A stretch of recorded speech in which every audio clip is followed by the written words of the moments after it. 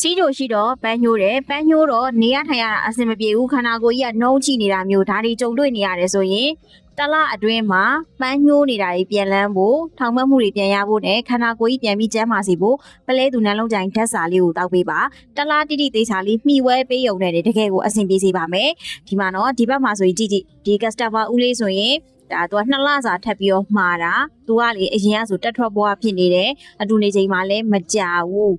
ပြီးတော့ကျတော့ပန်းမလန်းတာကြီးဒါတွေကိုကြုံတွေ့နေရပါတော့အခုဆိုရင်တကယ်အဆင်ပြေသွားပြီဆိုပြီးတော့ပသိမ်မျိုးဒီပြီးတော့ဒါဦးလေးရပါတော့ထပ်ပြီးတော့မှာလဲမှာတယ်ထပ်ပြီးတော့လဲသူအဆင်ပြေကြောင်းပြောပြထားတယ်အဲ့တော့ပန်းညိုးနေတဲ့သူတွေစီးချိုရှိတယ်ပန်းညိုးတယ်အတော်အားနေတယ်ထောင်မှတ်မှုတွေလည်းမရဘူးတက်ထွက်ပုံစံဖြစ်နေတယ်ဆိုရင်အခြားသောအရာတွေကိုစဉ်းစားမနေနဲ့တွေးဝေမနေနဲ့တော့ပလဲသူနှလုံးကြိုင်ဓာတ်စာလေးကိုသာတလားတိတိသေးချာလေးတောက်ပေးလိုက်တလားအတွင်းမှာထူးခြားပြောင်းလဲမှုတွေရပါမယ်